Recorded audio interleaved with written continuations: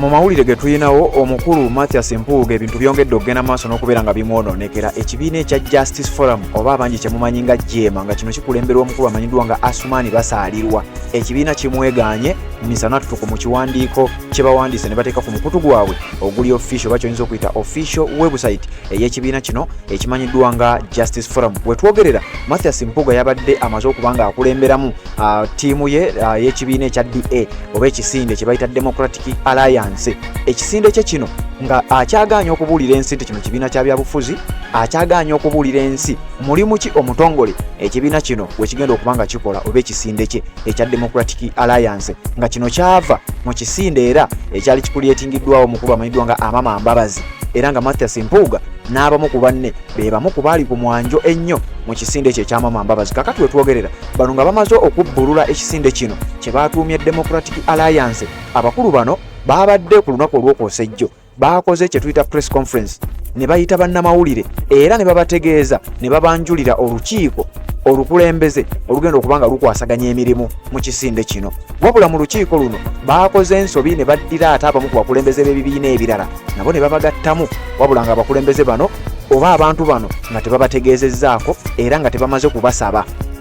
Kakati we twogerera ekibiina ekya Justice Forum nga bwe nkugambye nga kikulemberwa Asumani Basaalirwa bafuddeyo n'ekiwandiiko kye baatadde ku mikutu gyabwe giri official ne beegaana mu lujjudde Mathias Mpuuga, ffe tetukumanyi era tetukola naawe. Omukulembeze omu ku bakulembeze b'ekibiina kya Justice Forum nga ye Secretary General w'ekibiina ekyo amanyiddwa nga Katerega Mohamud, ono yabadde ateereddwa ku kye bayise coordination team ey'ekibiina ekya Democratic Alliance oba ekisinde. Bano kye baagaana okuba nga bategeeza ensi nti omulimu gwakyo omukulu gugenda kubeera mulimu ki. Gwali ku mukutu gwa Red Zone TV, njagala kubeera nga nkuyitirayitira mu kipapula kino ekibiina ekya Justice Forum kye bawandiise ne bategeeza omukulu nti munnange ffe twesonyiwe, tetuli naawe era tetugenda kukola naawe. Abamu ku bakulembeze b'ekibiina kino tetumanyi nsonga lwaki wabakutte n'obagatta mu nsonga zammwe ng'aba Democratic Alliance. Kakati wuliriza ennaku z'omwezi nga 15 mwezi ogwokusatu 2025 lunaku lwa mukaaga olwajjo ekibiina ekya Justice Forum oba JEEMA bawandiise ekiwandiiko nga kiva ewa mu office eya Secretary General ow'ekibiina ekyo, era ebbaluwa eno nga bagiwandiikira abakulu okuva mu kisinde ekimanyiddwa nga Democratic Alliance ne bagiwa omutwe abagamba Democratic Alliance DA Coordination Team kubanga yeyo gye babadde banjulira bannamawulire olunaku olw'okwosejjo lwadde lwakutaano then kati ku lw'omukaaga ekibiina kya JEEMA ne kibaanukula oluvannyuma lw'okulaba erinnya erya Secretary General waabwe nga limaze okuba nga liteebwa ku lukalala olw'abo bagenda okuyambako Mathias Mpuuga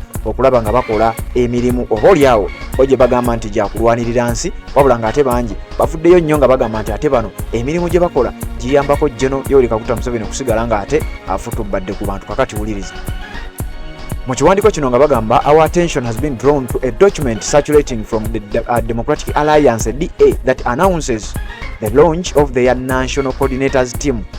Our party Secretary General Katerega Mohamud together with other party members appear on this coordination team.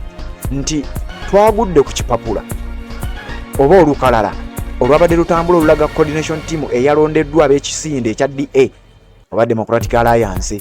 Nti ekisinde kino we babadde balonda olukalala lwe baafulumizza olw'aba coordinators kwabaddeko Secretary General w'ekibiina kyaffe amanyiddwa nga Katerega Mohamud. The National Executive Committee NEC of Justice Forum convened and considered a proposed cooperation between Justice Forum and the Democratic Alliance. The NEC resolved to put on hold any proposed cooperation with the Democratic Alliance or any other party for that matter until Justice Forum family considers its principles and aspirations vis-a-vis other parties. Twali tukoze omukago era twali tuyina enkolagana gye tutandiseewo n'ekisinde kino ekya Democratic Alliance ekikulembera Mathias Mpuuga Nsamba n'abamu ku bantu be, wabula nga bwe tuzze tukola nti twayimiriza enteekateeka eyo era ffe olukiiko lwaffe olw'oku ntikko kye tuyita National Executive Committee mu kibiina kyaffe ekya Justice Forum twayimiriza omukago gwe twayina n'abakulu bano abadde pogatta n'ebibiina ebirala, wabula ffe nga ekibiina ekya Justice Forum tujja kwetaaga okuddamu okutuula tuddemu tukonsidalinga ensonga eno, tuddemu twetegereza ebigendererwa byaffe n'ebiruubirirwa byaffe, tujja okusinziira tulabe ng'oba tuddamu okukolagana n'ebibiina ebirala. Kyokka ye omukulu yagenze mu maaso n'okuba nga abateeka mu kiwandiiko kino oba ku lisiti ey'aba coordinators abagenda okubeera nga bakolagana butereevu n'ekisinde kyabwe ekya Democratic Alliance. We want to categorically and firmly state that any cooperation between the Justice Forum and the Democratic Alliance is yet to be approved by the NEC. Nti twagala okunnyonnyola kino era n'okutegeeza ensi nti enkolagana yonna, omukago gwonna oguli wakati w'ekibiina kyaffe ekya Justice Forum n'ekisinde ekya Democratic Alliance tegunnaba kubeera approved era tetunnaba kyetegereza na kikonfaminga naddala olukiiko lwaffe olw'okuntikko terunnaba kukikkaanyaako olukiiko lwa NEC, National Executive Committee. Further, Justice Forum has not committed any of its members to the Democratic Alliance's processes.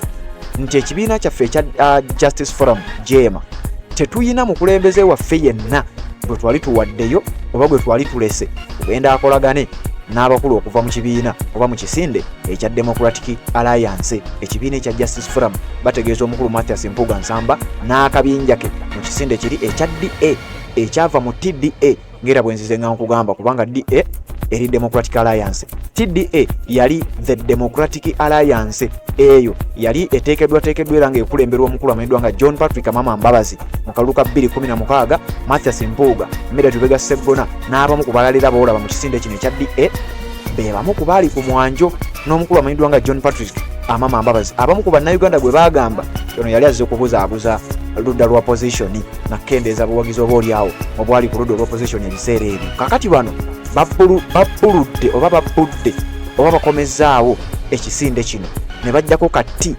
eyali TDA nefuuka DA.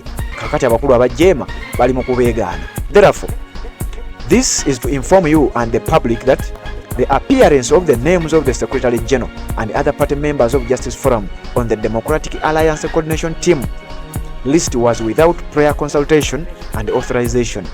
Nti amannya gonna ge mwalabye agalabikidde ku kiwandiiko kino oba ku lisiti y'abakulu bano ng'amannya ga bamemba baffe ab'ekibiina ekya Justice Forum ago nga mwagalabye bino baabikoze ku lwabwe aba DA tebaatwebuuzizzaako ate era tetwabakkiriza without prior consultation and authorization. Tebaatwebuuzizza nako wabula ate era tetwabakkiriza kola kino unless and until the Justice Forum National Executive Committee makes the necessary approvals. No member of the Justice Forum has authority to cooperate with any other party. Ng'oggyeko abakulu olukiiko olw'okuntikko mu kibiina kya JEEMA okumala okukkiriza n'okuwa olukusa, teri memba wa kibiina kya JEEMA akkirizibwa kugenda mu mukago gwonna n'ekibiina ekirala naddala ng'ekibiina kyaffe tekimanyi.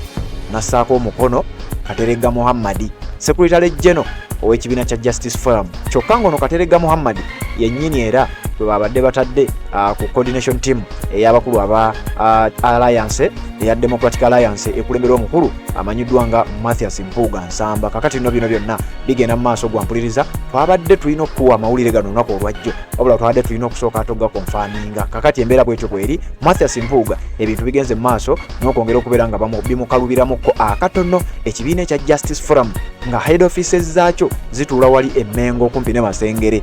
Bafuddeyo ne bategeeza nga bayita mu Kateregga Muhammad ono nga ye Secretary General w'ekibiina ekyo ategeeza ffe tetubamanyi ebintu bye mwakoze tebikkirizibwa era ffe nga JEEMA temwatwebuuzizzaako ate era tetwabakkiriza. Assalamu alaikum wa rahmatullahi wa barakatuh. Amannya n'eddoboozi Haji Abdu omusomi w'eddwa. Nkola ku nsonga ez'enjawulo, emirimu nga gikutataganyeko, ebyenfuna byo nga bidobonkanye ne oba oli bweru wa ggwanga emirimu gya kucankalanako.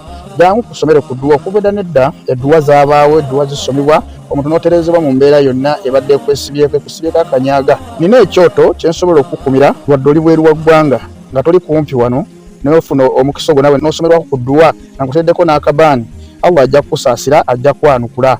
Kuba ku nnamba yange y'essimu 0752 44 71 56 ne ku WhatsApp kwendi mpereza obubaka sobole okuyamba. Assalamu alaikum wa rahmatullahi wa barakatuh.